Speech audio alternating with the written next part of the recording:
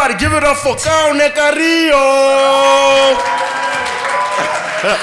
All right, I'm going to start from the top, okay? Now, this young lady was born in my womb in 1986. Okay, nigga. I mean, sorry, sir. I mean, how are you going to look at it? No, you know. I mean, it is 1986 and on the 10th of July. So, on the 10th of July. Yeah. So well, the thing is that I don't know. I've never known your age, so I think it's never been a conversation.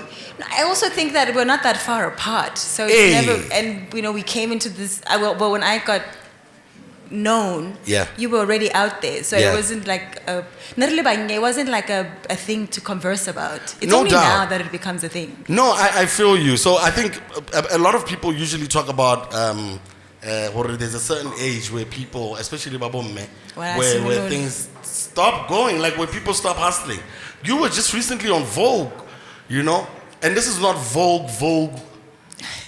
I don't know what other Vogue there is there. This is Vogue Italy. Yeah. You know what I mean? So age is clearly not a thing. No, it's not. Look, maybe 50 years ago, or much, a long time ago, or even when I started, right?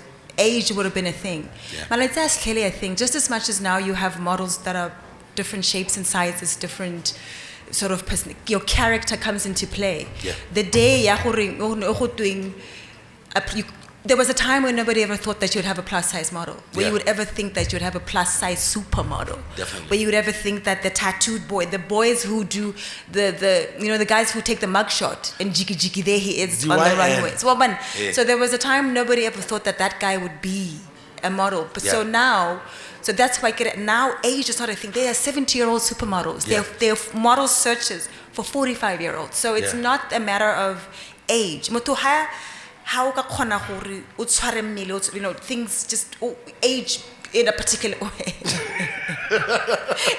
There's clientele across the spectrum, across the board. Yeah. Somebody has to sell to, there's a whole spectrum of clients. Definitely. I think I moved on a bit too fast and went all the way to the end. But I think for a lot of us, because I think before you became a supermodel or you were on the Nokia Face of Africa, you actually won that title when you were 19 years old. I don't think I'd met you before, but I think I passed by you before. No, you would know. Our worlds, before that, where were chances you before of that? our worlds colliding were zero, none. But I you was know a how village kid. No, we would have never met. Where were you in Gabs when you auditioned for Nokia Face of Africa? KTV Wild Room. Don't you remember KTV had the Wild Room? I saw Mnet and I thought, I want to be a TV presenter. And so, Jiki Kabana Mnet, they got it, this is my chance. Yeah. And they met at Grand Palm. Grand Palm, yeah. My aunt. Sheraton for Asma 80-something. No, Grand Palm was where I did it. My aunt, Uncle Mile, the jean that you see me in my audition video, and pretty much everything I wore that day, my aunt Dudu loaned me that outfit. What is going on here? What am I doing here? And then you walk into this room, and then they say walk towards you, and you walk, and then they show you what a model is, and you're like, I guess I'm here for this.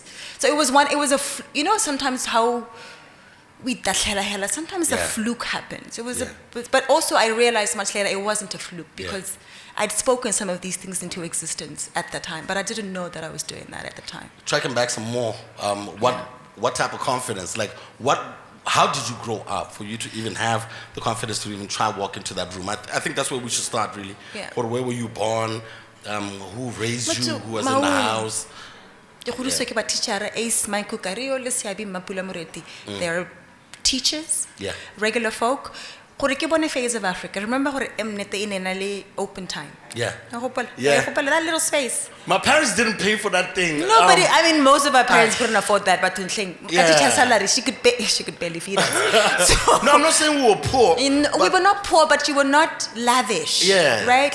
Sometimes you hear kids back they had swimming lessons. Chief, I made a swimming lesson in my later in life when I could afford to pay for it. Yeah. So I saw Mnet, I saw Wild Room, I saw Phase of Africa during open time. Yeah. And also I had the museum, actually. The museum is one of my favorite places because that's one of the few places that fanned my the kid that I was now, Papa, Yeah. Mama, it's like it's a lot. I don't know what to do with it. Yeah. So Maung, the museum, had Paul Mellenhurst, had Mr. Peter Dow there, and they indulged my childlike wonder for stuff. Yeah. So they are the people that, when I think of my child and I think of people who, besides my family, who fanned my confidence, it was Paul Mellenhurst go Maung Museum. Maung Museum, I could dream there. Yeah. Yeah. It's a special place to me. I remember the first time I went to Maung, I thought, thank God I wasn't born out here. Oh.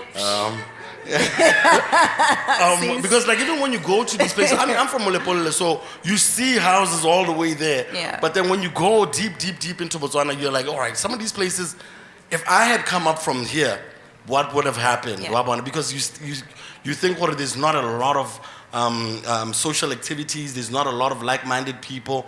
So it's always so interesting to hear someone willing outside of Gaborone or the outskirts, what kept the passion for that thing going. It was, I don't want to say, the power of how God I can pluck you out of a desert. I can somehow make water happen in the middle of a desert. Yeah. So how can I not locate a girl in the middle of a place nobody thinks somebody can come out of? No doubt. Something happened in my world that it happened in Gaborone. Yeah. But my influence was absolutely Maung. Yeah. My influence was that open time. Yeah. Because sometimes you need a visual reference of the thing you want to do. Yeah. You know actually who did this? Yeah. Mpule did this. So that's your major influence. Like who planted that? Yeah. Sometimes how thinking how when somebody's negative now you can imagine positive vibration. It's done in the same way. So now all of a sudden we're sitting there and we're watching this girl do this thing. Yeah. I was a kid when she did that. But there were all of us stood in wonder. Yeah. Right? Yeah. Something is planted. Definitely. There's a kid that's watching somebody run right now. Yeah. Something is planted. Sometimes you just need the visual, airing. The thing that you can't even quite conceptualize exists. Definitely. Yo, man, I think that's worth a round of applause. No? We can give a round of applause. They do know we're in front of y'all, so we appreciate the silence as well. But yo, bars are bars, you know. I was about to ask about role models and you know, figures in your early life that push you in that direction. Okay, I'm able to do anything I put my mind to. You know, was that the first endeavor? Your Face of Africa, and also the influences on it. Yeah, it wasn't even like you can. I had dreams that no role because you have access to Gaborone, you have access to anything that you can sort of like hold on to and say this thing is possible. That's why like the Face of Africa for me was the thing that said the things you dream of, the things you think of, the things you want are possible. Were you modeling when you were No, they showed me in my first shoot. They had to show me what's a model. Okay, no. I asked. I swear, I'm busy in the competition, and I'm asking. Yeah. So then they take. I think it was an L at the time, or like a Vogue or whatever. And Andy showed me. She did a spread on the floor, and she was like, "Bon, so this is that. Like editorial modeling, like the magazine stuff. Yeah. So she shows you that, and modeling clothes. Yes, and also I was fortunate. During Phase, they give you a boot camp, and at that boot camp, you are. Like how you're exposed to stuff, like you're exposed to editorial, you're exposed to runway, you're exposed to the commercial. And so then you get better at it. But no, I didn't know. Even like, I mean, I remember my first fashion week. No, sometimes I think Kaone is capping, guys. I swear to God. No, I'm not. No. Okay, so who were you hanging out with in Gabs that didn't know what a Gucci is? So when you're in Gaborone, who are you hanging out with? Let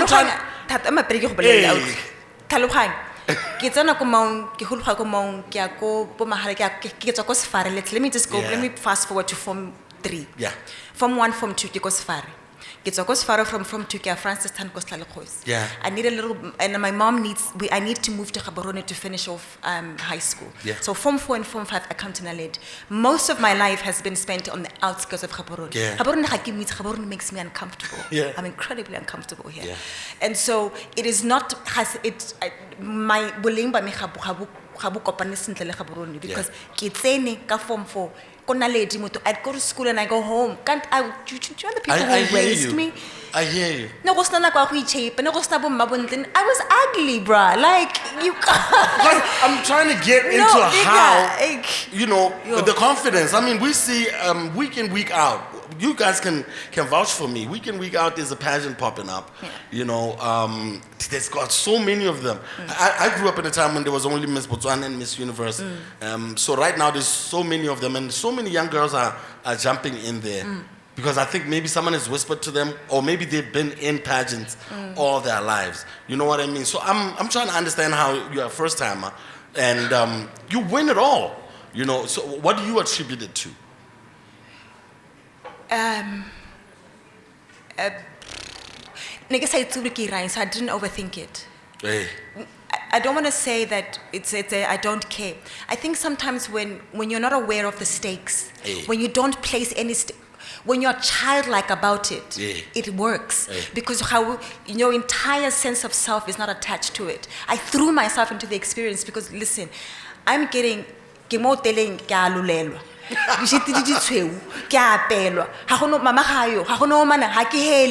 joking? I am gonna milk this for as long as it lasts. Yeah. And so that was my thing. I wasn't in a competition to win it. I was in a competition because, Chief, I'm traveling and I had a crush on somebody at the time and he was there. Yeah. I was just like, let's focus on that. So I was having the time of my life. I want to get into you winning it. Or even in the journey, did you feel that you were going to win Face of Africa? No. When did it hit you that this is mine? When she announced Kaone, and then my friend at the Great Mo jumped on me and started, what she was saying to my ear, she's calling you. She's calling your yes, name. That's when it happened. So the whole time, you didn't have a feeling after party. Okay, so this is my crush is there. So I get so and so. I have to say hi to so and so. You have to stop talking so fast, Kaone. Yeah. You need to relax. So now I'm like, okay, and then I think I'm getting something. My natural. The women things happen in that moment. Yeah. So I'm like, really now? So my body, the whole time, I'm just like, why, hela? I have a crush on that boy and I'm leaving for Botswana tomorrow. I really hope they keep us a little longer. No, I'm not winning this thing, bruh. Yeah. I'm too short, I'm too loud, I'm too much of everything. And I wasn't, I came across as not very nice on that show sometimes because how do you feel somebody got evicted? I'm happy, Chief. I'm relieved because I'm still here. Yeah. But you can't say that. You're supposed to be like, oh, I'm so sad. No, I wasn't. Okay, I'm so sorry, friend, but I'm still here. So you win this whole thing. Let's start with you're signing on to Wilhelmina Models. At the time when they were advertising it during the show, we saw all of these big models from there, and also that lady from Africa. Oluchi. So Storm, you're talking about Storm. Wilhelmina happened much later. So okay, so it was Storm first, and then Wilhelmina later. Yes. So with both Storm, what do they do? Like, okay, you won the thing now. So you chill with the family for a little bit, and now you got to go back to work. There's a cash prize as well. They robbed me. Let's start there. There was dough. No, but they robbed me. They never gave you your dough? No, but maybe cash price on its own. No, because Ghana, this is another... Mutu. Listen, not to like... Winning the contract was great. It was the beginning of a career, right? Storms, yeah. Right? It was the beginning, so you have momentum. But now with the same momentum, you're making a lot of money. I'm making a lot of money very young. Right? And I remember I used to get an allowance for like $500, and I was earning rands, and I was earning so much money. But remember, I'm 19 age, 19, I'm trying to imagine 15, bruh, in terms of like life experience. And so narihua allowance how you're balling out. KFC. I'm making so much money, right? Yeah. But I am so much more excited by the 500 rand that my agent is giving me, because I don't know what to do with the money. I don't know what I'm supposed to do. I don't. It's only now, in retrospect, that you realize that there was no way that I was not going to get screwed over. I was a deer caught in the headlights. There was just no way that it was going to happen. Like it's yeah. So Okay, they stole most of the money, babe. Let me play a little devil's advocate right now. Hey. Do you feel that's why you won? Because they figured they could finesse you? No. They would have done it to anybody. Halakuri, I remember, my family doesn't understand this world. Yeah. I don't understand this world. Nobody understands this world. We signed a contract on a bonnet of a car. This is the first time I learned that you have to read the contract.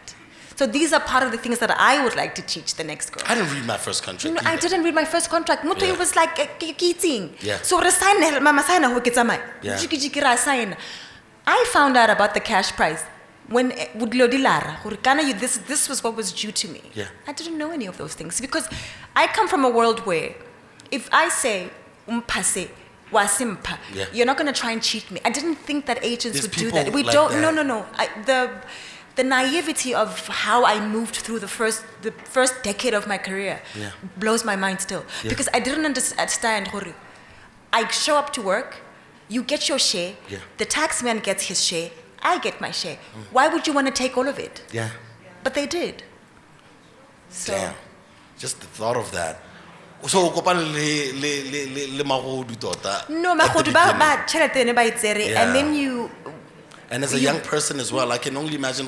So when did it hit you? That The second time it happened.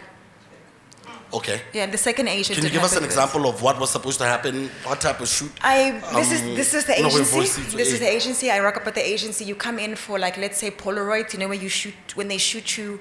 I put a tank top and jeans, like no makeup, just to show your natural body. I come in. Hi guys. Hey.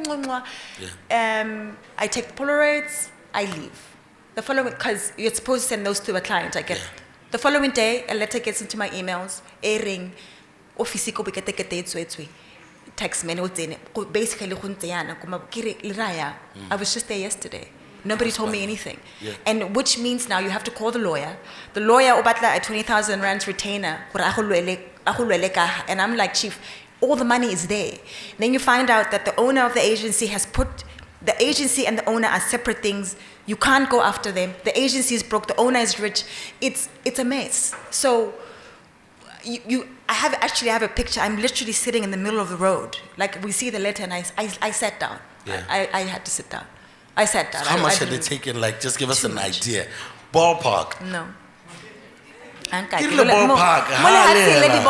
No, the ballpark is my diamonds. I mean, my diamonds. Like but enough, you were making, it wasn't enough money to sustain yourself. enough money to have. If you were in Gabs, you'd be able to like what? Like you'd be able to I would have sustain built myself yourself. a house. Yeah. Shout out schoolboy. Do you know what I mean? No, the youngsters learn from our mistakes, you know. No, they do. They should. Don't sign it. My thing would be, whatever contract, don't ever get a hair. Yeah. There's always this thing, there's an exchange that's happening here. There's something that I'm offering that you want, that you're offering that I want. Yeah. And so we meet in the middle. Yeah. But there's this thing in the artist space that makes us so desperate and so eager. And also I think there's a naivety about, for us to create the magic that we do, we have to stay childlike. Yeah. I think for you to be able to tap into the essence of creativity, there's something about you that has to remain naive and innocent and childlike. Yeah. And if I allow you to permeate me in a way that fucks with that part of me, you kill me. Yeah. So I must walk in believing that you want the best for me, and you want the best for me. That's why you're messing with me. Yeah, but you can't. Like, world doesn't work like that. Like, I think that's the thing that I don't particularly enjoy about getting older, is the brutality of that, the brutality of realizing what. Not everybody wishes you well like that. Yeah. So if I'm an artist, if I'm a model and I'm coming into a space, don't forget that you're bringing something into the table here. When I book that client, my agent gets a cut, the taxman gets a cut. This is a collaboration. You're not doing me a favor. Yeah. I walked in and I forgot that I won this thing, yes. But I am also showing I matter too in this conversation. They're not doing me a favor. It's not for free. Yeah. They're making a lot of money out of me, and I'm amazing at it. I'm good at it. I sell shit. Yeah. So, rotle raja.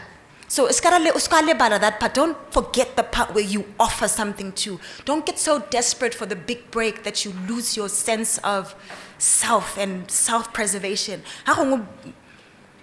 Calm down. Get the contract. Go sleep on it. Should you crash out? Like, was there any moment where you crashed out, like, and said, "Yo, fuck all this shit"? When I knew that I was crashing out, I was crying. I was on set, and the photographer was in front of me, and they were doing the thing, and I'm crying. Like I feel betrayed by this client I'm shooting for. I feel betrayed by the whole system.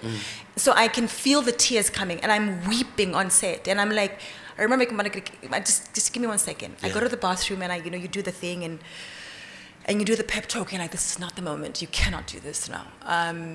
So you give yourself I gave myself a pep talk. I rapped. I finished that shoot. I finished that shoot, and I went home. I packed up my stuff. I put it in storage. I came home. I spent a few weeks at home. I moved to New York. Yeah. Light flex.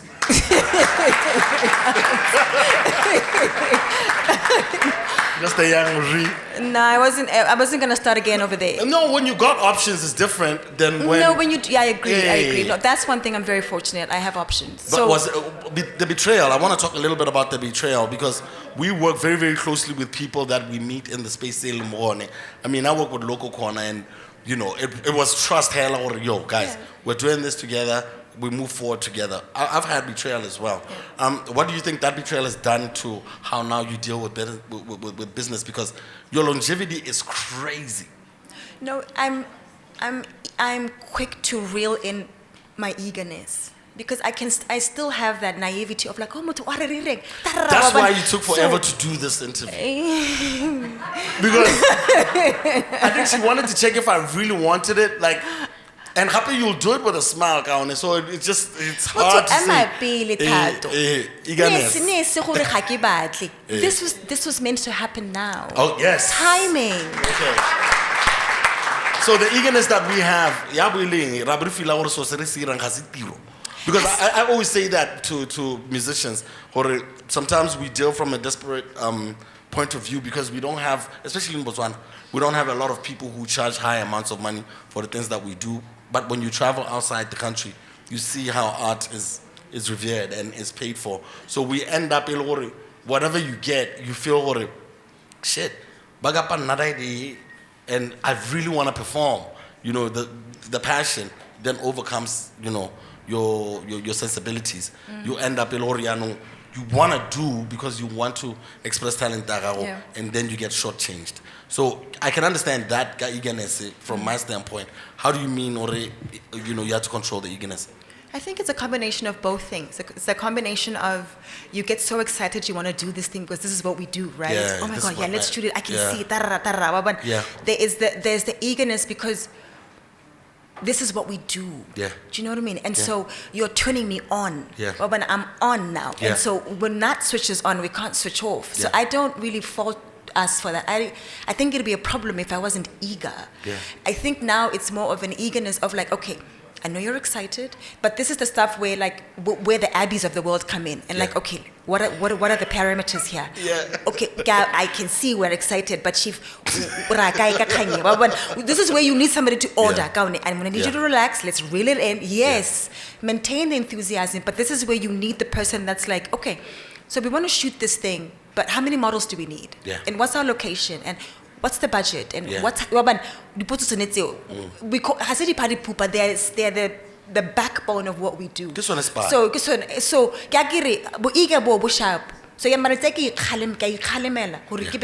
and I try to do the thing that Abby does, which is the how of it.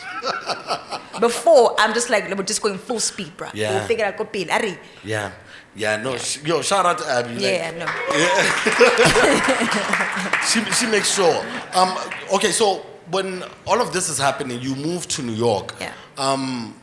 Wasn't it scary? Yeah. I mean, you lived in South Africa, in Joburg and Cape Town. In Cape Town. So when you make these moves, Kaone, is there a safety net? Do you have money in savings? No. Do you remember the agency has just shut down, right? Hey, I think I have $2,000 on me at the time when I. How long had Storms been on? Before they shut down? By the time that I go to New York, it's the second time an agency has done that to me. So Storm did that, right? I mean, then I should have known. Yeah. I mean, when I said, I'm like, oh, but you should have known. Yeah. My first agent, Storm Models, a storm happened, jiki fell apart. Yeah. Zero Models was my second agency. Zero. And I worked my ass off. Jiki, you Zero come back, Maba. zero. There is nobody in the... Dude, they even took the furniture, the pens. Jesus. The following day. So these people, because Yes. you work so closely with them. Yes. You didn't see a thing. This is why the heartache, sometimes the grief of it is... Betrayal. My house is flooding. Jesus Christ. Yeah. Yeah. And then I go home and I'm out. So that was so by the time I got to New York, it was after zero. It was after zero. So when I said to you that, no, there were no savings. My safety net is my passport, is this country. I don't come from a war-torn country. Yeah. I have the privilege of coming back. So I almost tired. I got I've got my visas, I've got my tickets. My security was my passport. Can we talk about that and the idea that there's not a lot of hunger that comes from Botswana creatives because we have that security? I agree. We don't. Yes. There's whole makakanyana abuhumi ba Botswana. Privilege. You know what? It's actually. I don't even think we realize. I don't think it's an insidious thing. Do you know what I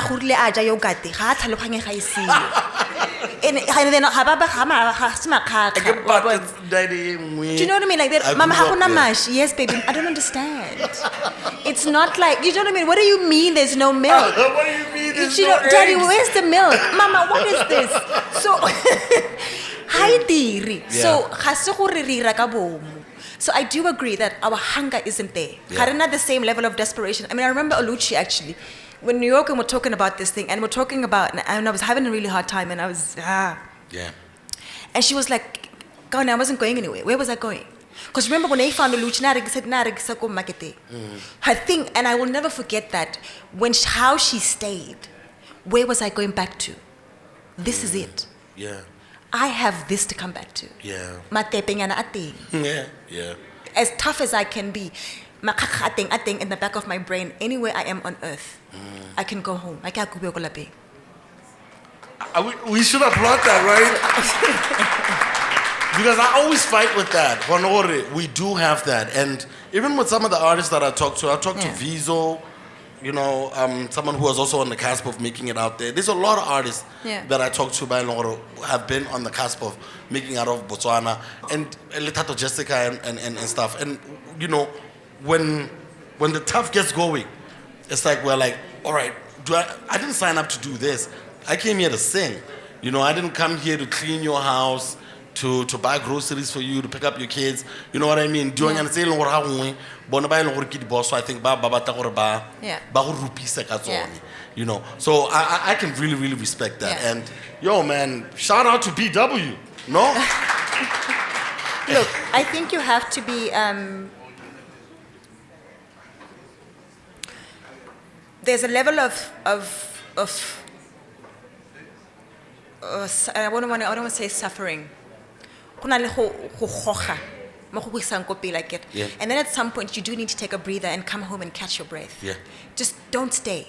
Yeah. Just come, catch your breath, and then go out and fight again. Yeah. So I understand. It's like a little mini retreat while you swing. The trouble is, most retreat and never get out and never go and swing again. It gets comfortable. No, you can't. Because I don't want us to vilify too much our comfort here. Let's not vilify it too much.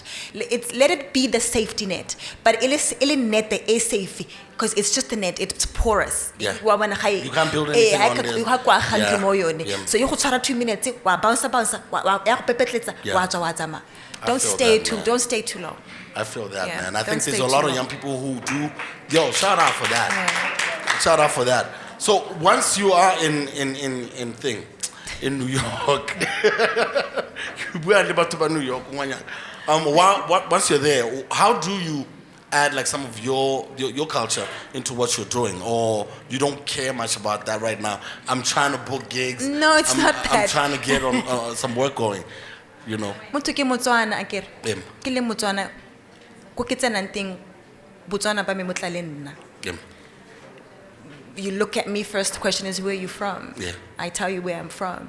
I don't necessarily wear it. Remember, Botswana tourism is not my client yet. Yeah. So I can't be wearing Botswana. You know what I mean? I sell products, so I present what I am paid to present. Yeah. But Botswana, I don't have to be paid to do that. It is the thing that I am. It's the thing that walks into the room with me. It's part of the conversation. It's the thing that pulses through me. It's what informs me. So it doesn't even need to be. It is what the essence of my being type thing. Yeah. Introduction. What are some of the challenges that then you face as one of the first Motswanas out there, you know, who's doing, instead of a pageant, I think, it's because not a pageant. Mpule blew up because of the pageant, but you did it based on modeling. Yeah. You know what I mean? What are some of the challenges that you faced as being one of the first from this part of the part of the continent? Being taken seriously, and being taken seriously in what we do, and having your. Let me not even go there. Being taken seriously, it's the thing. Yeah. And also remember, models and beauty queen and beauty pageants are very different. Modeling and pageantry are very different spaces to occupy. Break it down. I can't without pissing some people off. That's what we do here sometimes. No, but I don't know. I couldn't do pageantry. I'm too badly behaved. So what do they expect of pageant? Because I think sometimes. Because I think sometimes people who do pageantry want to end up doing. And they struggle because mainstream modeling. No, they struggle because the demeanor, or the thing of a beauty queen. Do you know Hey, no, let me know. No, I remember I have a crush on this boy. So I thought maybe if I was a beauty queen, he'd like me. Because I'm like, I walk into a space and I'm like, I'm not the, you know what I mean? I'm not a wallflower. This lady will be in the queue for her own drinks. No, I'm not a wallflower. So anyway, the beauty queens are a lot more, behaved. Models are just the wild ones, I think. Your quirky bits, your outliers, this could go anywhere. The girl, I'm thinking of friends of mine, and I'm just like, I could say the wild ones. Yeah. And so, and we are a lot more comfortable with being ugly, because remember, and also my job is not to present myself. I sell products, right? Like I participate in the selling of a product, which means I have to remove myself. There's an act there. I'm acting, right? This is why sometimes it's a struggle when you meet a guy who's in love with the model you. It's like you're in love with the fantasy. You like the clothes. I don't wear this every day. Do you know what I mean? Like, this is not it. Like if you are caught up here, Obama tate. Yeah. But so this is the part where I remember the part I'm acting, so I can remove myself I can remove Kaone from this experience, because I'm selling you a fantasy. I'm romancing you into this thing. I'm luring you into a thing. Yeah. I have to remove me. I want to talk about the fame that comes with it, because here you are, 92 years, Betty comes to town, blows up internationally. You know what I mean? How do you deal with the fame? I have my mother, humble like a sweet. Yeah. Family. My family is really good. When did you realize that you were famous? I don't think I'm that famous. We have a room. No, I mean. How many people do you think would have come through here if we didn't have you? No, don't vote, please. So there is. When did you realize, okay, cool, there is some attention that comes with I was on a subway in New York. Yeah. And the lady says to me, Muzenda, Kaone. I swear to God. It wasn't a Motswana. It wasn't even a Motswana. Kaone. I turn around and I'm like, hi, ma'am. So then we start talking. They had aired Phase of Africa there. Yeah. It happens O.R. Tambo, the lift opens, a lady staring at me. She's like, oh my God, Kaone. Yeah. The lift closes. And I'm like, what just happened? So I've had moments of, or like when people tag you with stuff that they see around the world of you. Yeah. And you're like, oh, this is nice. Yeah. I'm tickled. Like, who knew? Sheesh, man. Who knew? Like, now I'm really, really proud of the fact that you've been able to push it for this long. Dude, I'm shocked too. No, not shocked. I said proud. No, I am shocked. Like, I am. Why are you shocked? Because I get it. We're like race horses, right? Yeah. And because they talk to you like, okay, I mean that with all due respect. They talk to you like you're not, like this is not your life, yeah. right? Like you're not aware that you can only model for so long. Yeah. And then they forget the part with, but there is an entire spectrum. There's an entire industry you're not aware of. Yeah. An entire audience you're not aware of. Yeah. So when I started, the understanding was you can only do it for so long. But it's changed. I mean, even my agency owner, at some point I was like, listen, yeah, let me know when it's time to like hang up the heels. Like, not yet. I'm at bed. Get to bed. Because there is an audience. There is an audience. There is an audience. You go to the Parises of the world, there's an audience. The idea of you ending, if it ending at 25 when they say your career is supposed to end, I was beginning a new one in New York. Yeah. You understand? Yeah. So I find that whatever thing that people want to use to be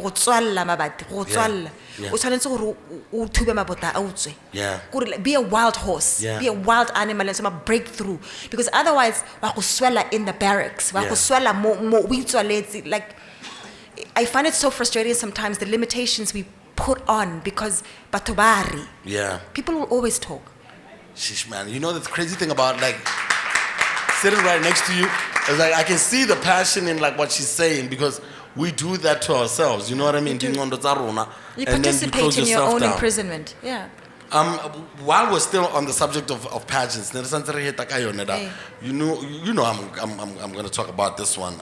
Your name came up, and the Miss Universe.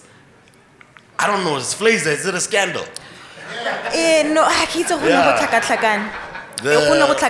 Because I guess the person that's behind Miss Universe and something that I may have been a part of is the same name. Okay. And so because the assumption is always that you're keeping quiet because you're keeping some sort of a secret. I kept quiet because I needed the truth, to give it the truth a chance to come forward. I want to start from the beginning. How did you link up with Miss Universe, and what was the intention? I've never linked up with Miss Universe. Okay, I linked up with the human being that's behind Miss Universe. Okay. Yes. It's the thing, this thing of getting eager too soon. Yeah. And not doing the due diligence behind the scenes. Yeah. And then watching as you get fucked over, excuse my language, as you get railroaded along the way, and I realized that, wait a minute, I don't actually have to participate because what this thing is becoming is not what this thing was meant to become. What was it supposed to be? I think for most people, it was supposed to be a model workshop that I was hosting across the country. It became roadshow where we are picking out. It's a roadshow. We did a workshop we're bringing in photographers, I'm bringing in show producers, I'm bringing in people that can share how you can make this thing go from just being an Instagram thing to a money-making thing. Yeah. We're going to do it in Gaborone, in Maui, in Francistown. Yeah. Right?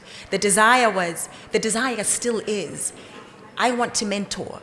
I want to help to create the bridge. I have agents. They always want a new face. Yeah. It's easy for me to link you to with the agencies. I need to first find these faces, right? So the desire is still there. Yeah. It's just that it got contaminated before it could even take flight. And so now, this eagle is washing off the oil and was rising without a lot of weight that I didn't need to carry. Yeah. The mistake I made, or the naivety once again, eager. Yeah. But sa diri due diligence. Bu eager ebe o sa find out gore kante gate motho o what's happening with this person, and then but you who find is this nigga? Who is this person, and what's this person about, and what's going on here, and then it's an accusation of I stole money or I took money, but that was settled. They know I didn't. So take he their accused money. you of taking dough. No, the kids did. The kids, okay. I give him my name. So I want to set it up also for those who don't know about it, because and they don't need to know much. I don't really want to publicize it. This is what I am trying to get. I know she really doesn't want me to talk about this thing, but you know why I ask about it is because beauty pageants in the country have been under a lot of scrutiny. You keep insisting on putting me label mabundle. Guys, but I think both it baspire who tuna dula se uira. That's a completely different world. Okay. Yeah, that's a completely different world. And so it was supposed to be a model workshop that didn't happen because Buskele may happen that I wasn't a part of. So you didn't work with them? And it's not even like because it's settled. To settle that on the streets of public opinion, because I can,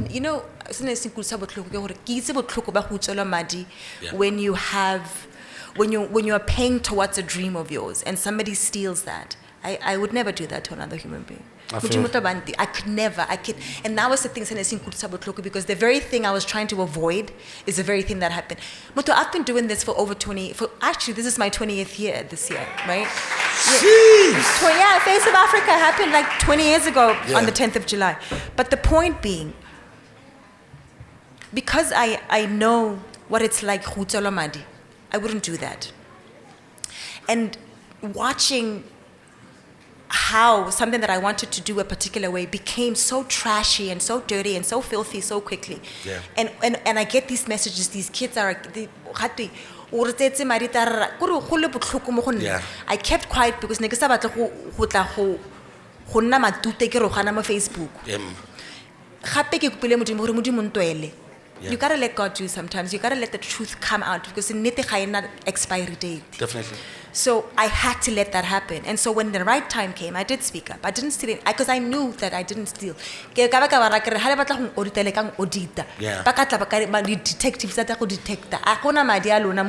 Yeah. So fortunately, like I'm saying, that's been settled. Yeah. I still would like to do these workshops. This is something besides just workshops, because I've always wanted to create a space where if we do gather these models, if we do gather these faces, what happens after this? Because certificate afterwards is such a waste of paper. Yeah. Why? Like, something more has to come out of that. You've got to get an agency in South Africa. You've got to be able to do Fashion Week at least. You've got to be able to find a sponsor, get us a house in Cape Town, come spend 3 months, build your book, get out. Yeah. I cannot do it. I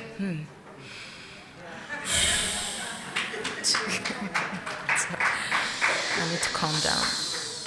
No, I want to do a workshop. I want to do things that matter. I want to participate in the changing of someone else's story, and I'd like to do it in a way that does not violate anyone's conscience, anyone's finances, anyone's heart. And if it takes me a little longer because I want to do it right, then so be it. Because what I cannot do is I cannot participate in this exploitation and this just. I'd like to be the person that touches the model right. Yeah, no doubt, mommy. Stop. For real. You do some work in Botswana. You don't do a whole lot. We were at the former president's crib. Oh, okay. Shout out to my Monica Seluloko Ministry. Shout out to my Monica. Hey. You know, we were all there, and I think there was a whole speech about what they're gonna do for the entertainment industry and the youth and creative industries and stuff like that. When you go for those meetings, what do you ever come back with as someone who's experienced what happens in the rest of the world? I mean, they're a thing of the past. But when you went to those... Nothing, nigga. It's just a photo up on Facebook. That's it. Oh, yeah. I mean, I say that with like all respect. It's just pictures and Facebook, and it looks like... Maybe I think genuinely, because I have not had anything come out of these meetings. It's meetings la bua, homonate charra.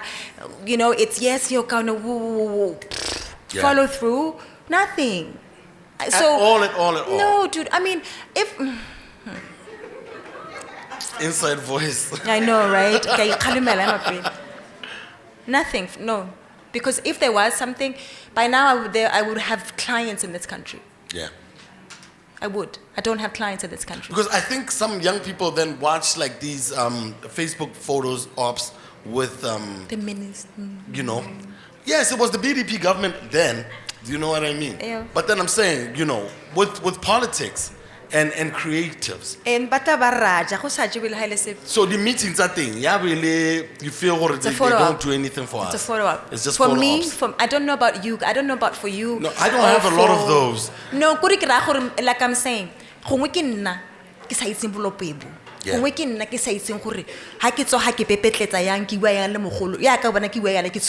a science to it, I think. Some niggas are just really good at it. Exactly. Yeah. I may say something that's going to come across in a way that I'm not trying to come across, which, you know, is turning somebody off somewhere in an office somewhere. So what do you think the government could do? I mean, we have a new government right now. What do you think they could put together that you've experienced somewhere else that could help? I mean, I think we're always asking for help from the government a lot, but I'm just saying, as far as legislation,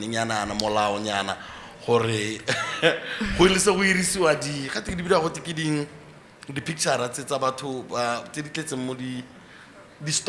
stock libraries, you know, stuff like that. Like, do you think there's anything from a legislative point of view, or maybe government can There's help a lot, but it's a conversation that I wouldn't want to have here. Yeah. There's a lot to be done. Now I have another conversation for you. And I think that even the folks that are here could get involved in that conversation. And also maybe let's stop talking and start booking people. Yeah. Do you know what I mean? Like, start booking them and paying them. We talk enough. No doubt. Like, we've been at this. We've got products from this country that need to be sold. Use the models from here. Yeah. And don't just use the same faces. Get people involved. But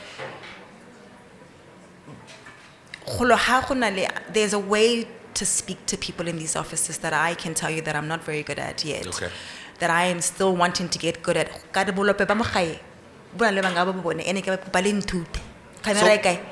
So you feel Bolop is a real thing,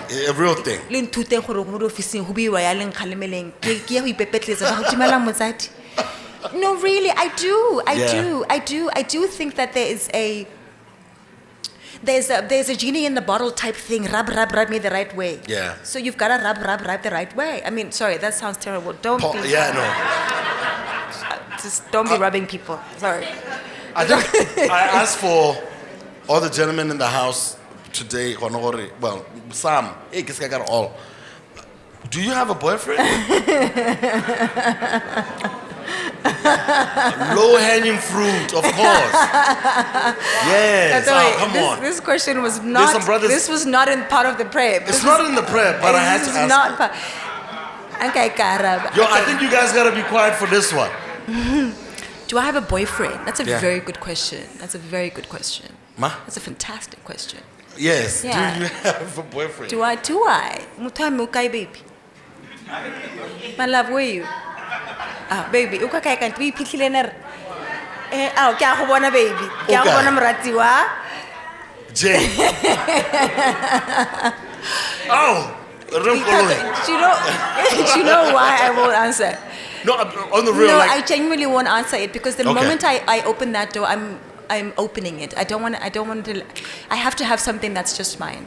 So you want to keep that to yourself only? Exactly. Yeah. There's a reason why. It's intentional. I don't want you guys in that part of my world. I hear you. Yeah. And what are you applauding? Remember, I thought we were in this together and you guys are out here applauding this. Someone tell the people at the bar we can hear them. So, all right. So with you now getting into film and acting and stuff, because in just a little bit I'm going to be passing the mic out for 3 questions, okay? I get 3, 4, 5 questions. and then you guys can ask Kaone whatever questions you have for her, because there's certain questions that I think it's better if it comes from you guys, because I want to talk about transition to acting. Yeah. What inspired that? What is it like? What inspired you turning into acting? Remember, to model is to act. The only difference is I'm not talking, but like I said earlier, I have to pretend to like something. I have to pretend with you that you're my husband and we're doing a thing, and it's wonderful. We're family. Yeah. You know, oh my gosh, me and my kids, right? There's a performance to that. The acting just gave language and more character to it. Yeah. The acting is a lot more vulnerable. Modeling I could hide. Yeah. Acting makes me vulnerable. Acting makes my heart. It exposes my being. Exposed. I like that. What do you feel is your best one? Is it acting or is it presenting? Because I think you've done a couple of presenting gigs as well. You did. I think it was Face of Africa as well.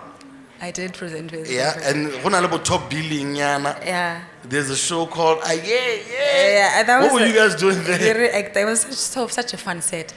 We had a really good times. I like all three of them, right? Because they explore different me. Yeah. They ask for different me.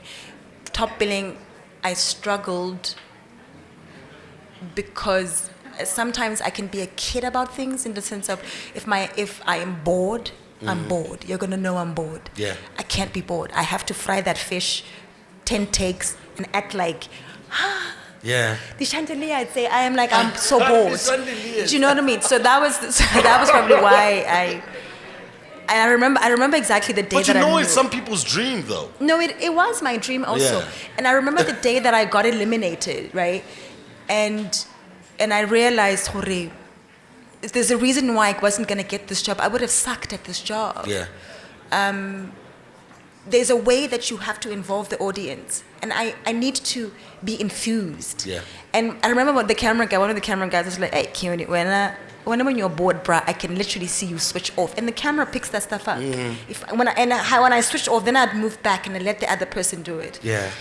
But also, I'm really happy about the person who won that. Simba won that, right? Oh yeah. And Simba won that, and he was amazing. And then he proceeds to pass away a few years later. So I generally do think that it was a wonderful experience. I met some really, really amazing people, and you know, Simba was one of them. And I hope he's having a good time in heaven. With the movie that you guys did, we did a late Donald Mulusi. Yes. Yeah. Partly Cloudy and Hot. Yes. You got nominated for some big award out there. You won it actually. Yeah. No, look, I'm an amazing actor. Hey. You know what? But I want to speak to the movies. Some of these movies are nominated. I get a letter of G. So no, I'm joking.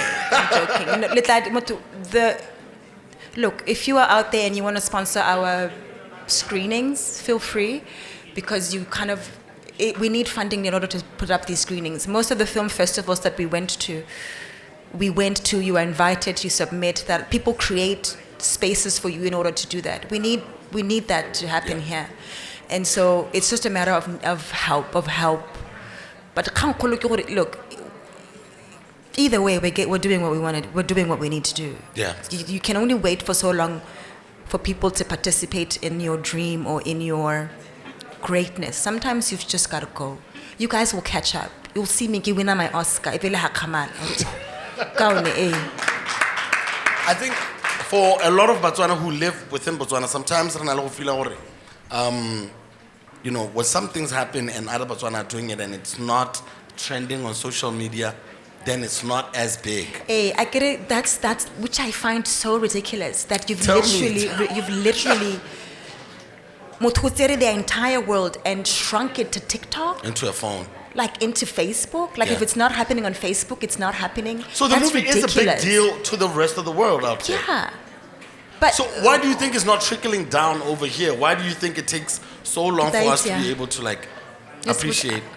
I couldn't tell you. I would be gore ke go arabe tla be ke bua hela mo phegong ke tla be ke bua maaka ga ke itse motho and tota go bua nnete ga sa tle ke di tsa dotse ke di tsa ka mahatla this energy of ours. Yeah.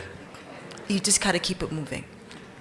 I hope you guys are getting ready with your questions. Yeah. Because I'm not going to be here hogging the questions for myself. Just gotta keep So I hope you guys are getting ready and you guys are fixing up the mic as well. I want to talk about evolving beauty standards. Yeah.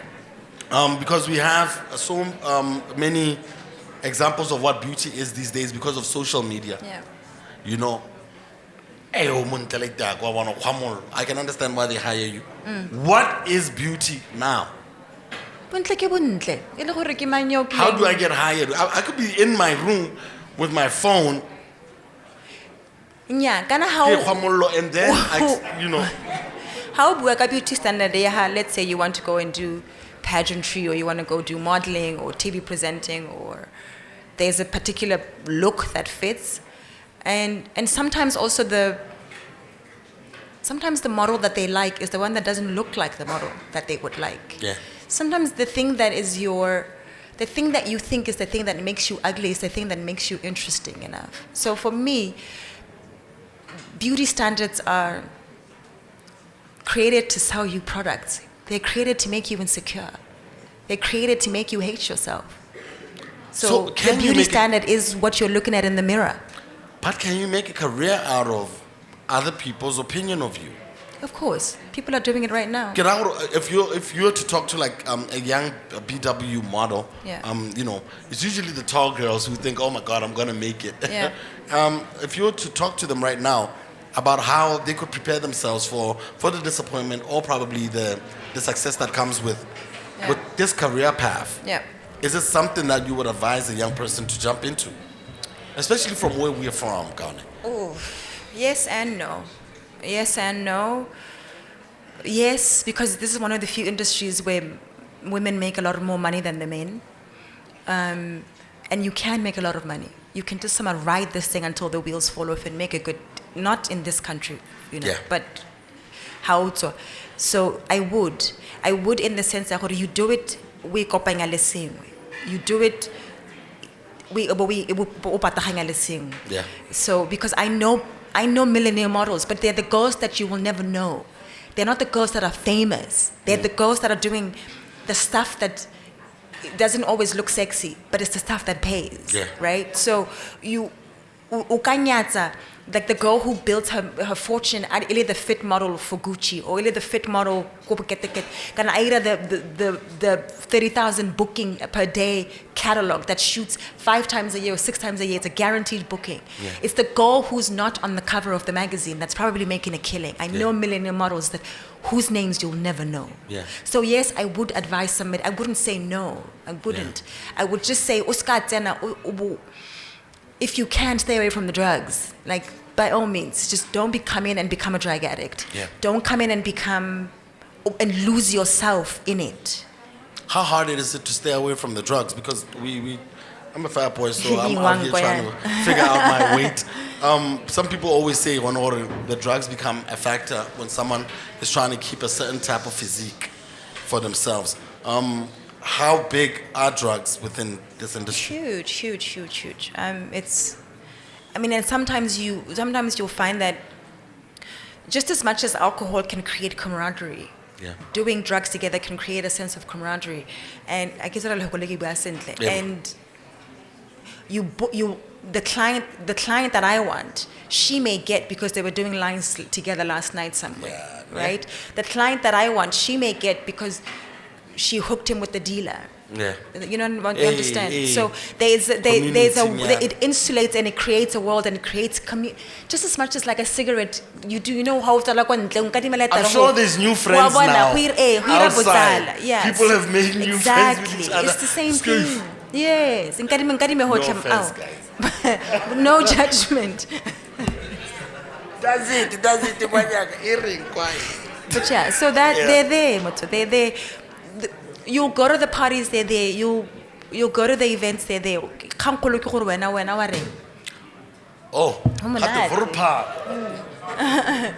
people, do all that. So how do you end up on Vogue Italy? I did a shoot that. You do know this is a big deal, right? No, like that's it's my life. Those are Kanye levels. I think I'm wilding out a bit more than you are about this. Like how? Because I've done it before. I've been in the New Yorker. I've been in Vogue. I've been on Times Square. Me, go. Do you know? Go to New my Yorker, point. Vogue. Give me some of them. I'm in the New York Library right now. You understand? There's a book with me in there, so it's not. It's like yeah. Sometimes the amazing things that I do, you guys never see because you're not the audience for it, right? Like unfortunately, and I'm terrible at documenting. Like I will confess to that. I'm not very good at selfie of the selfie or share. I mean, the first time I got to Times Square and I'm like, oh my God, I'm here. The first time I saw myself in the New Yorker, the first time I saw myself for a client that I had wanted, I'm tickled by these things. I'm thrilled by it. But then also God answers this prayer, and then my thing inside of me is it can get better. Yeah. More. So I'm onto the more. So you still have the hunger for more. Oh yeah. How long do you think you want to do it for? I know I'm not trying. It's like asking someone who for as long as their clients, they'll do it. For as long as I've got clients, I'll do it. I also want to ask about Nivea because one morning we woke up, Haji West Amolapo crossing, boom. Yeah. And then Tola fly way in one, signing a face to Gagwa. They're a fun client to have. And then one day I'm in Kenya. Yeah. No, they're a fantastic client to have. Yeah. One day I'm in Uganda. One day I'm in Tanzania. I must occupy Africa. So how do they choose people to be on these things? Canada is like you being the ultimate African. If I tell you, know what I mean? If I tell you the truth, right? My very, very first audition for Nivea, very, very first, Cape Town summer. Cape Town summers are always like, it's summer, right? I was still drinking alcohol at the time. It's me and my, it's a bunch of models from Nigeria, Zambia, Zimbabwe, quite a few of us. And so we go for this audition. And before we go for this audition, because you're coming from the beach, you're coming from the beach. Yeah. Summertime. Tequila shots. Woo, woo. Okay, guys. And then let's gather ourselves and go and audition. It was the wildest audition, the most fun audition, my first time audition. I didn't even think, none of us thought we were going to book that client. Yeah. It was just too... Do they tell you what it is, though? Like, no, they do tell you what it is because remember when I started, you could go and audition from the beach in your shorts and your vest and your flip-flops and beach set, and you go and audition. You hang out with models. Me coming off the beach is like, I have to go to sleep. No. So it was a lot more relaxed, and it was a lot more personality, and it was a lot more. Remember, we're not Instagram models. I'm not an Instagram model. It's a very different sort of space to occupy. Yeah. So you audition, Mutu. We audition, right? And then you audition, and then you do the next round, and then the next round, and then boom, you're on set. And then because I'm so amazing, they remember. So your personality. Your personality also works for you. Always. It's how I've stayed this long. This might be a hard question. Yeah. Do you have any favorite BW models that you can name? No. I don't know why I'm cringing. No, I wouldn't want to rattle off any names right now because. Have you seen some potential? We do have potential. Okay. Outside of Gaborone. What are we getting wrong then? I don't think we're getting anything wrong. We've got beautiful faces. We've got gorgeous girls. We've got incredible faces, beautiful girls, motivated, got the walk. They've got the thing. How does this bridge look like? This bridge looks like having enough money to be able to afford living in South Africa for a little bit before you book a job. Having enough South money. Africa is important. I say South Africa to start because you need to build a book. If we're going to get you to London, to New York, to Paris, we have to build your book. Yeah. We have to get you comfortable shooting. We have to train you because you can't get on set and then not take direction. Yeah. So in order for me to break this horse in, for lack of a better word. We need to keep you in South Africa a little bit so we can shoot with people and teach you how to move, teach you how to take direction, teach you this is not Instagram, it's not about you, teach you to get you out of you, move. Right? Yeah. Because that's the thing that becomes a problem for a lot of models. It's like you can't move. You need to be a chameleon. Okay, so what do you think about what Tyra Banks was doing? Because like fast forward years later, everyone is saying that like she was a tyrant. But from what I'm getting, those chicks weren't trying to take direction. No, I can remember also chicks, women. We are reality TV. When we did Phase of Africa, the reality TV part, right? When I was no longer a contestant and I was part of the production, and you see what needs to happen sometimes to get reactions out of people. Yeah. When you're producing for TV, it's a different experience. You're not going to watch it when you and I are kumbayaing and talking about how amazing you are, how wonderful I am, and da-ra-ra-ra. The audience is bored. Babata drama, right? And so producers pick on that. Yeah. So it's not that intense. It's not. It is that intense because I have to create enough chaos and enough drama to drive ratings. No, but when now you are on set in real life, it's on not set as in real life, it See. depends. I mean, some clients are that intense, some clients are not. It depends on the set that you're on the client that you're with. Who's at the set? Who's on set? Let's say we're shooting. We're shooting the diamonds. The Musi Wines from Musi Zimbabwe. Wines. We're shooting Musi Wines from Zimbabwe. Maybe the ad agency will be on set. Somebody from the ad agency is on set. We have a lady who deals with the bottle, specifically somebody dedicated to the bottle, so that I'm handling the bottle right. We have wardrobe on set. We have makeup on set. We have the photographer. We have the lighting team. Yeah. You've got, and then you've got the big boss. You're the one so you've got all these people, and then you've got somebody you have somebody specifically or whatever, right? Yeah. So you need to be able to tune all those people out and focus on the director. Yeah. What am I doing and how do you want me to do it? And zero in on that. Yeah. So these are the things that you need to train somebody so they're not overwhelmed, because nobody has time for yeah. So we have to train you. Phase of Africa, they did that to us. By the time I got on set, we were trained. Yeah. Shit. You know, because of the level that you are at, because you are in the room with us, sometimes it's like, I think maybe I might take it for granted because of, Rabapile right now, but the level that you are at, Kaone, coming from that and coming into BW and having conversations with women who want to be models, do you feel like you're wasting your time? Because it doesn't sound anywhere close to where you guys are at. Absolutely not. What motivates you to keep talking to them, even though they probably have one dude, one little reflector ranyana ba go shoota go mo river walk CBD. They usually do it by the Ministry of something buildings. You'll see a gang of kids every single day, even during the week, taking photos. There'll be a guy with a girl who waits for traffic to pass by, and then she jumps into the middle of the road. I love that. Do you know how far off are they? They're not far off. They're doing it. Yeah. They're not far off. And no, I don't get tired of it, because have you yeah. And if I can participate in scratching that dream's itch, I'll gladly do it. Awesome. Do you understand? Because to watch and participate in changing someone else's story. It would be, I wish I could do more. I wish I had the money to do more, actually. Yeah. So, absolutely not. I am so tickled when I see them doing it, because yeah. So even I despise the small beginnings. Yeah, man.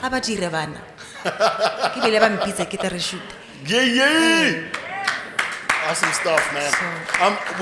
I think you guys have your questions ready. I just hit the hour mark, so my next couple of minutes is for you guys, because I can't honk. Hey, Sadi Kaka! All right, we got our first question coming through. Yo, I said about 4 or 5. Lebo, you said you had a question. Okay, Okay, then Cindy also has a question. I'll be knowing everybody. We're going to start with Sadi, and then we bring it to Lebo, and then we take it to Sins, okay? Let's go. Hello, everyone. Thank you so much for coming and celebrating my brother today. 100 episodes. Shout out to you, homie. We really appreciate you. And before I get into my question, I just want to commend both of you. Kaone, we've seen you. You are present. You are amazing. You are inspirational. And thank you for your humility and authenticity. And we see it, we appreciate it. And that is what is going to drive the creative industry to where it's meant to be. To you, Scar. Tato, Goena, my brother. Shout out to you, fam. Retlaitsa offline. My one question is for us creatives. We are to pass the baton on. We are to seed into the next generation. We are to speak life and longevity and mental health. That is a very big piece that really touches my soul. And I want for either one of you to share what keeps you going besides passion and the support of your family or the family you've built, which is maybe your director, your producer, your friend. How else can we maintain that? Because a lot of us who are in the industry or want to branch into the industry don't really understand that when you see a picture, that is the tip of the iceberg. You don't see the climb. So that is the question that I have. Thank you. Awesome stuff. Thank you, Sadi. That's you right there. I'm glad that she brought up the mental health thing because I don't know about most of you, but I can speak for myself. The depression and anxiety that sometimes I feel like creatives wrestle with or battle with. That's one of the reasons why, for me, sobriety is the easier choice because it's better for me in the sense that I need to experience all my feelings. I need to experience all my emotions. I need to be in a position where I can arrest the part of my mind that tries to torment me. I can't do it if I'm not sober. I cannot, the monster becomes, alcohol feeds the monster. Yeah. And so for me, I would highly recommend that if you are dealing with some level of mental torment or anxiety or depressive episodes, suicidal ideation, consider the things you're putting into your body. Consider that and maybe just take a pause for a second and ask yourself, how am I creating safety for myself? Because I think sometimes we reach for certain things because you want to create safety, but anything that takes you outside of yourself is not making you safe. Whoa. Sip swine. Sip swine. Go right ahead. Yeah, but I'm playing. When it comes to passing the baton, I mean, I hear you, and it's the cry of my heart too. It's how do I participate in the changing of someone else's story? How do I use what I know? How do I use the people that I know, and do it in such a way that we can have a model on Muzenda at a Paris Fashion Week or a New York Fashion Week and have a much bigger career. Yeah. I would love that, and I need to. It's something that I have to actively sort of go after with a little bit more enthusiasm. My first attempt went up in flames. Yeah. So I'm feeling like I'm getting the bravery back to try again. And so she is right. I do need to participate in the creation of the next model that comes out of this country. Because as much as modeling, it has shown a village girl the world. Yeah. Hey. Am I supposed to answer also? Yes. I keep my sanity through. Okay, because Molepola is so close, dog. I go to Malebs. You know what I mean? I hang out with family, people who've known me before I was whoever, some people think I am. My mom, my sister, my cousins, all those people. I think my family is the Yan too sublime. So that's where I go for refuge. You know, and Jesus. Oh yeah, and oh Jesus. Yeah, spirituality. Please. I mean, hallelujah. So, yes. I think we got another question. Where's the microphone? And Jesus, indeed. Oh, okay. I thought it was this side. Okay, sure. What's up, Louis? UB Radio. Hi, everybody. Thank you so much. Hi, guys. How you guys doing? Firstly, big shout out to you, Scar, for the invite, man. This wouldn't be possible without you, so big shout out to you, especially for your 100th episode. Yeah, but this question is specifically for Kaone. So a lot of people get into pageantry to try and gain popularity in order to, you know, be models, which is honestly their end goal at the end of the day. So my question to you is, how can you advise those people who are getting into pageantry to gain experience so that they become models, and how important is it to have that publicity to become a successful model? Yes. Yes, sir. Thank you, Pa. I don't have to pageantry model. No, but you can finesse. That I need you guys to separate. Let's hold it down.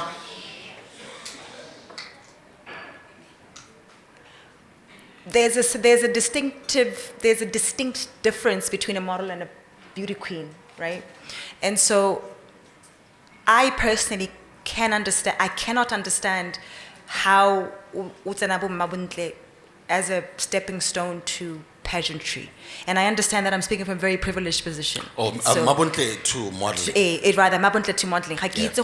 Pipeline because they're such different beings. You've never seen it work?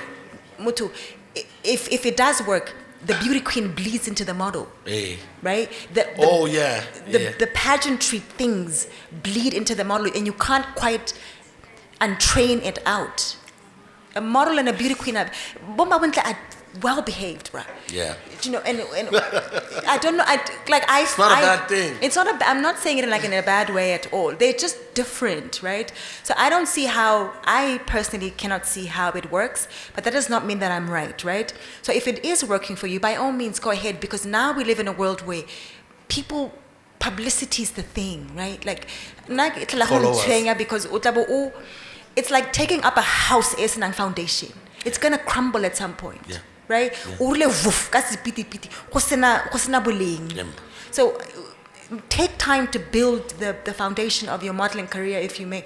But also I will say, without building a modeling career in Botswana, I understand why pageantry then becomes your lifeline. Yeah. It doesn't exist. You can't build a career here. Yeah, guy. Who are your clients? Let's your start project. there. No, but like, what are you doing? Runway and that's it? Runway pays nobody. No, I mean like the project. Like people have projects afterwards. Guys, why am I talking alone? Like, there's a project that you do. What is the project? You got a project. No, why modeler a ka batla go palama pitsi ya pageantry. Yeah. If you're already a model. So when you know, okay, I'll use this for more eyes, and then but not a pageant person trying to turn that into a modeling career. But like I'm saying, I do understand why she would do that or he would do that, because there isn't much to do here in terms of like building a modeling career. You need clients, you need the magazines, you need all these different clients to book you for work, and most of the things that happens here is fashion shows, and there's only so much walking you can do. Fashion Week does not pay. Fashion Week is where we advertise ourselves for the big money job. Yeah. It needs to go from the runway to a billboard. Yeah. Otherwise it's a waste of time. Otherwise we cheap by hell. We got another question. I hope she answered you, Louis. Hey, how are you? I'm great. Emma. Kaone, I'm going to be quick because I'm going to sneak in 2 questions. I'm over a decade older than you are, but I've always been inspired by you. And there were times in my life actually when I was actually a little bit worried about you. But today, you know, the confidence with which you speak, you know, I think you're great at what you do, first of all. And then you've got an awesome personality and great energy, right? But best of all, you're very self-aware. And I'd like to know if you've always been self-aware. That's my first question. The second question is, a lot of what happens to us in our lives, we feel like it happens by chance. Sometimes we feel like we're walking through life in a trance, right? Like we are seeing our lives from outside of our bodies. And yet, at some point in our lives, we realize how empowered we are, and that's what comes through ultimately, is that we're really empowered to make choices in our lives. So my question is, do you have a situation where, question is, who are you in another world? Awesome stuff, man. Can't wait to hear it. When you speak of having a season in your life, ma'am, where you were worried about me, there was a season in my life where I was worried about me. Let's hold it down, guys. Right? I'm going to say season because it really was a season in my life that I was terrified for me too. I wasn't sure. I felt untethered from myself. I felt that I am falling apart at the seams and I can't quite seem to get a grip, because you are trying to get a grip while you're being publicly consumed can be very hard. While you are a front-facing person, while my job requires that you look at me, and I don't want you to look at me. What happens when I go through a time where I don't want to be looked at? I don't want to be on set. I don't want to shoot it. I don't want to do it because I am sad and I can see the grief in my eyes. So I was worried about me too. There's a rapture that happens. There was a rapture that happened. And I think that with a rapture, I had two choices. I'm either going to stay in the pit or I'm getting out. I stayed long enough to know that I need to get out. I stayed long enough amongst the flies to know that I can't stay here. Yeah. I stayed long enough to call God and say, I'm going to need you to come get me. Yeah. Because this is not where the story ends. This cannot be my life. Yeah. So, yeah. I wasn't always self-aware. It took heartache. It took heartache and pain. It took disappointment. It took betraying myself. It took abandoning myself. It took betraying myself in order for me to come back to myself. Yes. Awesome stuff, man. Awesome, man. We got one more? There's a second question. Who am I outside of this world? The truth of the matter is I feel like I'm still meeting myself. So to answer you right now feels like it'd be a premature answer, because it's like in my formative years, somebody told me what I was, and then I latched onto that. And then somewhere along the way, I quit that. And now I'm on the path of, but who am I to? That question is what I'm answering right now. Was it because of the roles you had to take on? Because when you, like you said, it's like acting. Yeah. Remember, face happens, right? So all of a sudden you are visible. Yeah. But I'm visible as a model. The me that I am, I withdrew that. Yeah. I hid that. Because I couldn't give you that, because motho okare ke ngwana kere wa fomiwa o bo motsa mo tikela mo swimming pool be nine Olympic swimmer yo mongwe bo sa mo tikela mo poolong aba palla kana yo mongwe you never put the child down and they never learn how to walk. And it's not like ngwana ha itse go tsamaya, you just never gave them the chance to walk. Right? So I was exposed and then consumed a particular way, and that's all I could do. That's all I could be for a very long time, until I had to stop and say, but who am I outside of who am I outside of your gaze? What happens when you're not looking? Who am I when you stop looking? That's the rapture. That was the undoing. So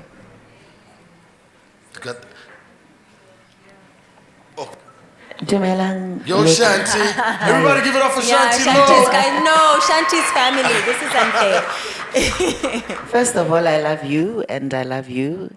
And we actually thank God that you both accorded these opportunities to be sitting here today and inspiring people. And specifically to you, Kaone, right now, thank you for being so candid about some of the lived experiences, because we tend to shy away from those. And I think a lot of us who are in the creative space could learn a lot by being truthful, because it's only by being truthful that you can shed some of the traumas that you've experienced in the industry. And congratulations on your almost 20 years. So the question that I wanted to ask you today, so we've been talking a lot about South Africa modeling. We understand that we have a small population here, a small reach even. You could translate it into so many things in so many ways. But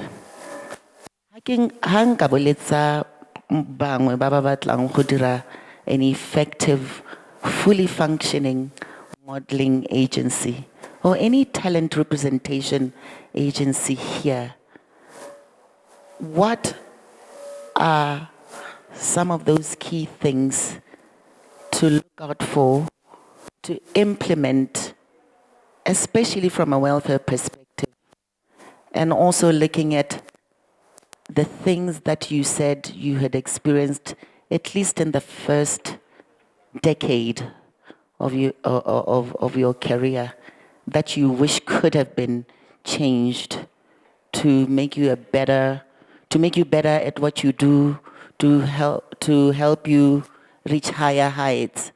So in a perfect world, all variables perfect, what can one aspire for if they want to create that for a country like Botswana? Awesome stuff. Thank you so much, Shanti. Mutu, in a perfect world, I live at home. In a perfect world, Kinamo Botswana, and I have my home here. I am raising kids because I don't have to worry about running off. You know, in a perfect world, I can have a career in this country. In a perfect world, we've got clients. We've got, let's say, for example, you've got a lot of our products come from South Africa, right? A lot of our clients come from South Africa. What happens if Botswana, instead of saying, okay, wahurekisa product A, do you know, actually, a simple example, do you know how many Botswana I run into who literally said to me, Kaone, can I get this Nivea Kawe and him? Why Me too. Nivea because of you? Carolina. So, no, really, like I get, and I literally. I'm using the cocoa butter right now. You You see. So it's the part where we, in a perfect world, we get our government to understand the influence that having a local face does to an audience. What happens if one of these retailers, instead of bringing the campaign already shot into Botswana onto the windows, they book models from here. Yeah. We need clients. So instead of like I'm saying, like bringing everything done, you have it shot here. You create a client, because ultimately you can have a talent agency, but where are you? Who are the clients? We need clients first and foremost. Yeah. And also just the respect for the artist space, the respect for the creative space. Because even if you, for example, even if I do open an agency in this country, right, bet that I am aiming for to get her to New York. Yeah. The Botswana is fantastic, it's great, yay, she can have a career. Just as much as a model in South Africa can have a career in South Africa and stay in South Africa. But you don't have to leave. But you know, I don't know if you know her. You know Juice, right? Yeah. Juice set up something like that.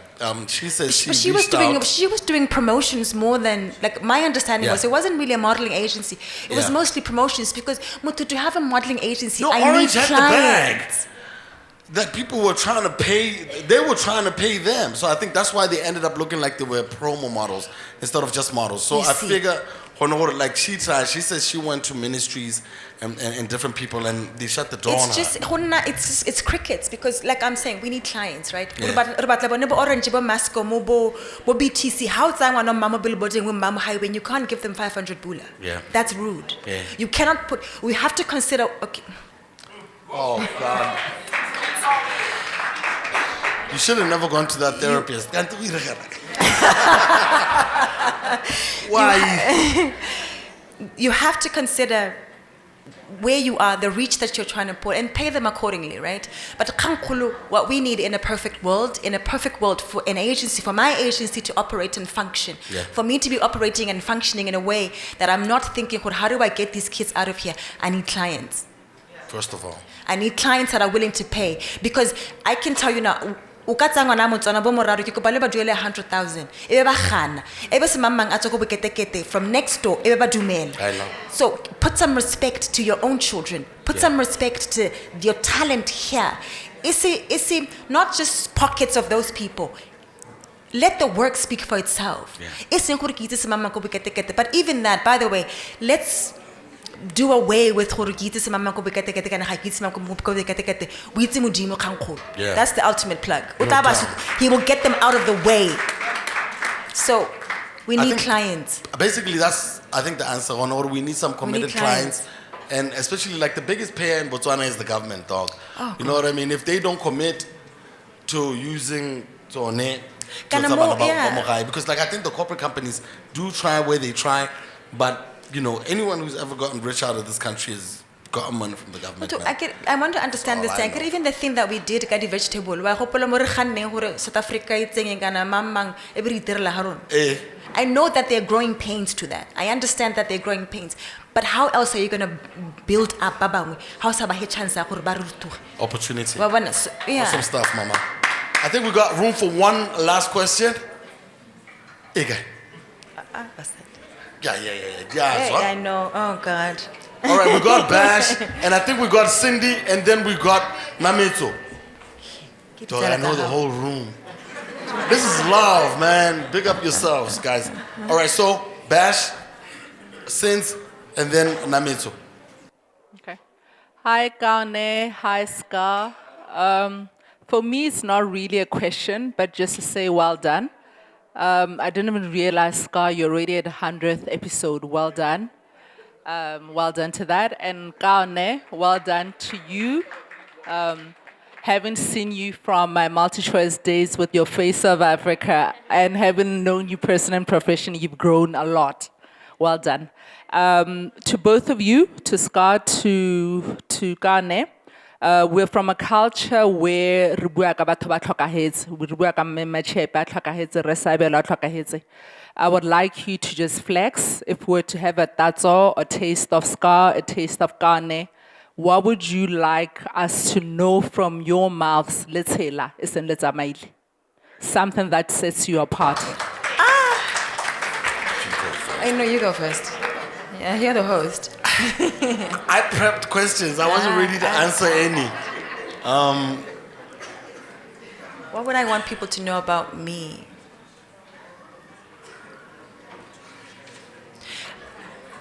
I think I would want my life to, if you were to look at it and you were to read about it, it would be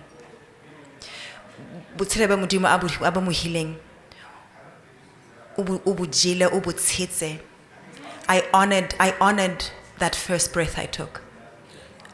I would want to be remembered for the person that didn't take for granted each and every breath I was afforded, all the days I was afforded here, that if you were to look at my life, you don't waste a day.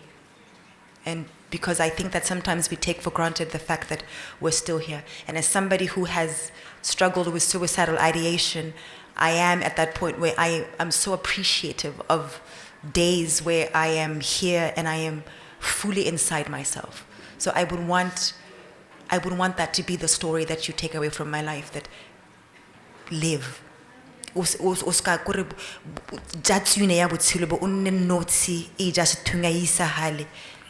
the juice out of this life and have a good time while you're doing it.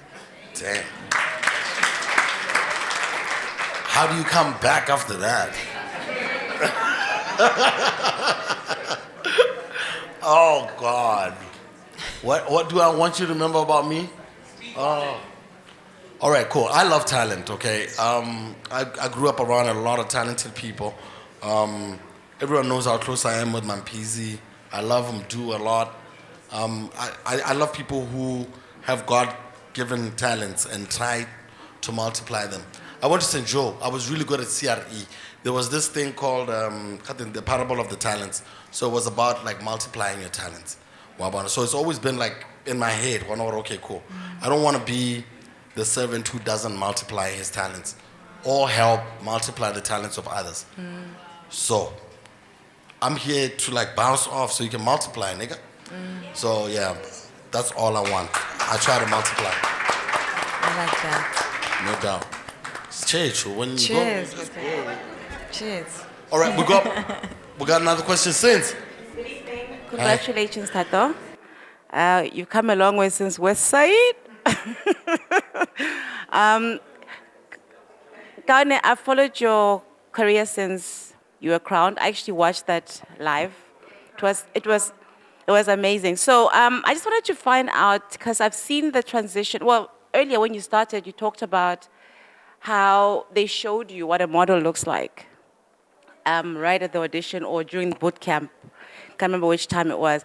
Then I followed all the way to the point where you got the contract with Nivea, and then you started with the weaves, and then eventually you went back to your hair the way it was naturally, making me believe that they probably gave you that idea of beauty should look like this. So I want to know how you put your foot down to such a big organization to just say, this is what I look like, and what message would you have to young models and young ladies whose hair has always been a topic of discussion in terms of you should wear weave, you should look like this. So I just want to know, how was it for you to be able to stand up to such a big organization? Because I think you did. You had to have. Not really, actually. You know what happens? What happens is, remember the part where I participate in a client's fantasy. I don't have a say in these things. This is not about me. Kaone wears her hair natural. I wear my hair natural. I like it like that. I like my braids. It's too much for me, right? That's Kaone's personal preference. But if my client wants me to wear a wig, I'll wear it. It's not about me in that moment. I am here to participate in the selling of a product. It's not about me. I'm not a beauty queen. I'm not an influencer. So I am participating. If we're shooting this wine, to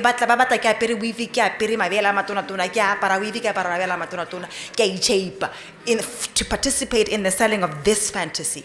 In my personal capacity, I wear my hair natural. I wear minimal makeup, and that's what I do. So it's never about my personal preference when I get on set. Sometimes some clients, yes, will ask you, how would you want to, Kaone, what do you want to do with your hair?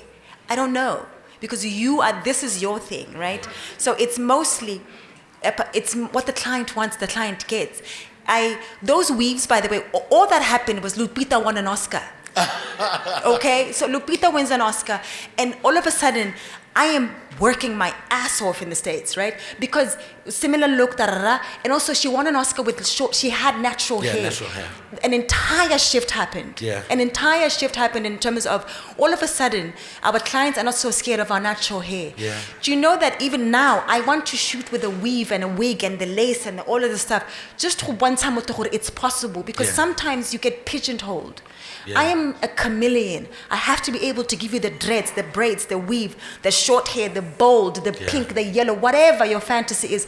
Allow me to participate in it. Definitely. So that it doesn't matter what I think. Kaone wears her hair natural. Kaone at work doesn't care. What are we doing? What do you want? Pay me, let's do it. Yeah. Whoa. All right, we got our last question. Oh, Nameto Summer Cool. Hey, ma. Full name, government even. Congratulations on 100 episodes. Thank you so much. I just want to know, you speak about that first audition not really even knowing what modeling was. You speak about the high highs and the low lows, the toll it took on your identity, the viciousness of the industry, the abuse, financial and otherwise. But you still want to do it forever. When did that become a thing? Okay, but this is what I want to do, and I want to do it regardless of the toll. Because there's a moment on set, right? When they turn the lights on and everybody goes quiet. And the photographer's in front of me or the director's in front of me, and it's action. And the whole world goes quiet. My head goes quiet. It's silence. I feel like I'm praying. I feel like I am, I don't know, it's like if it's a ballerina is performing on a Broadway show, because the world stops. At that action, the world stops spinning. I'm quiet. everything in me lights up. But kare go rata attention ke ta reng. Mme tota kgang kholo ke go reng. A part of me, absolutely, that action. And then you watch the camera pan towards you, or you zero in on the cameraman, and it's like, what are we doing? And we do that. The world just goes quiet. I am happy. I am quiet. I am thankful. That's why I do it. The noise and the bullshit and all the stuff that comes outside of it that has never contaminated that. That is why the day that I was crying on set, I knew I had to come home. The day the day I looked at that man and I was weeping, I knew I had to come home. I came home, my mom fed me, and I left.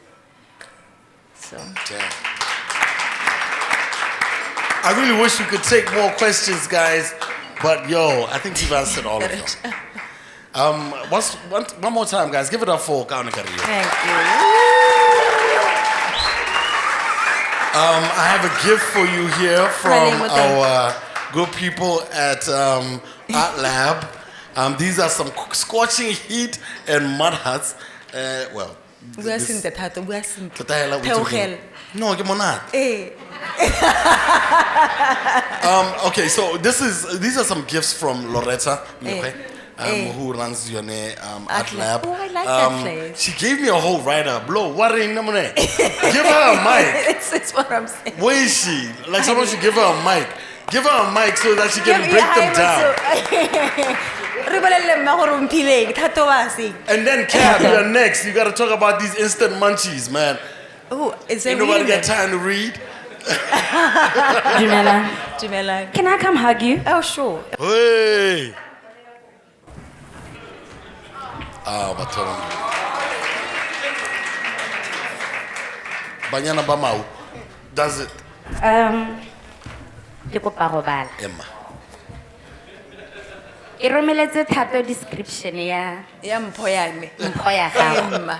It's a t-shirt that I was trying out. Actually, I've started digital hand drawing stuff. Okay. So it's this. Oh. Okay. So this is the very first one. Okay. Yeah. With a coloring book. There's a little She has her own coloring book, guys. Whoa. Okay. It's a Tswana coloring book. Awesome stuff, man. And some. Go for it. So, I think this is appropriate because Omanyana wa mau. So the t-shirt is a memory stamp. Ibidwa got the scorching heat and mud huts. This digital hand drawing is a memory stamp from my childhood in Maung. I remember walking home from school under the scorching sun, the dense scent of the Tamalakane River. I used to swim there. Afterwards, because it was yes. If you take the other route. Yeah, yes. no, we got up. So, crickets chirping. This one is singlet. This one.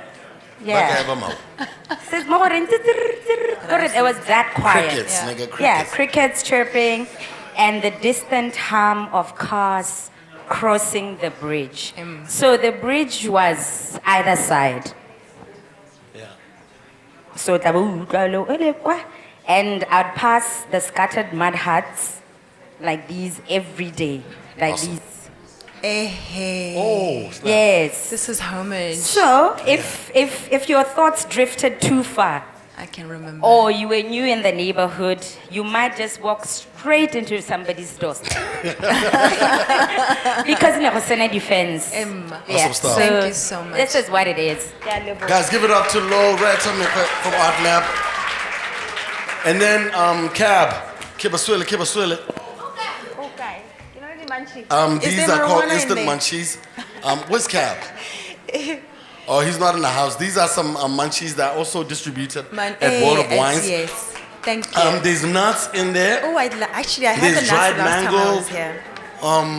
There's a bunch of different items Oh, in there as well, fantastic. including Lone drinking Renoi as well. Hey, Motu. Guys, I need to thank our amazing sponsors out here. Shout out to Pumi Sounds and the Botswana Society for Jazz Education. Boss J.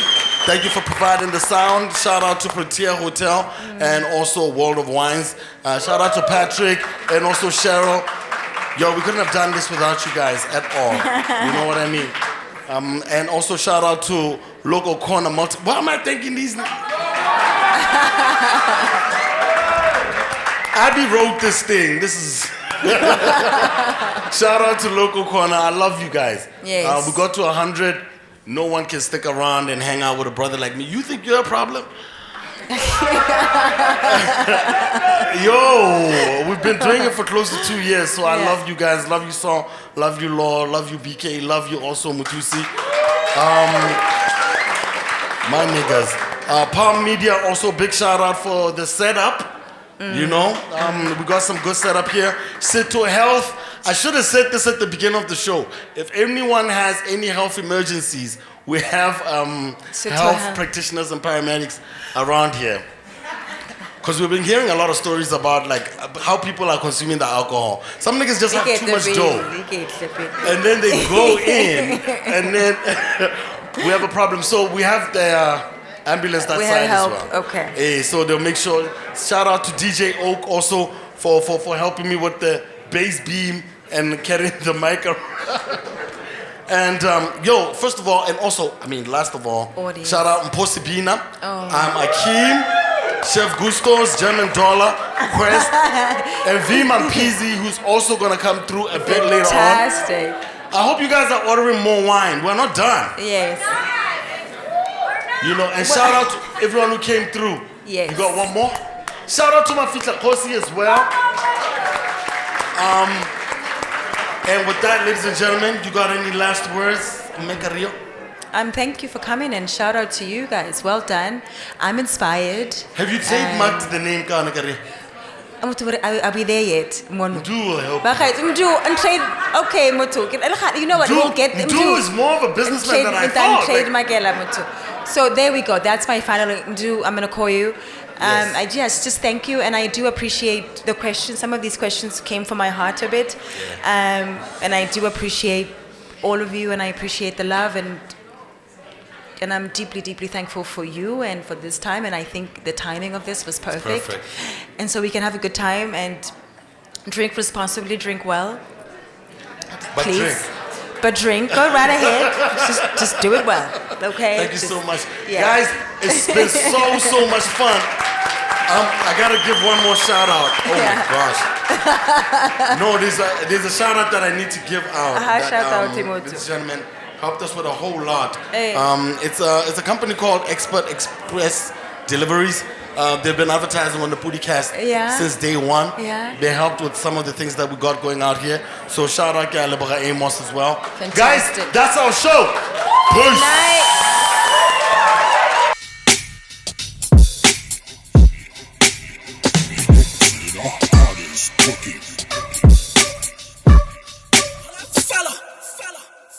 People of different identities.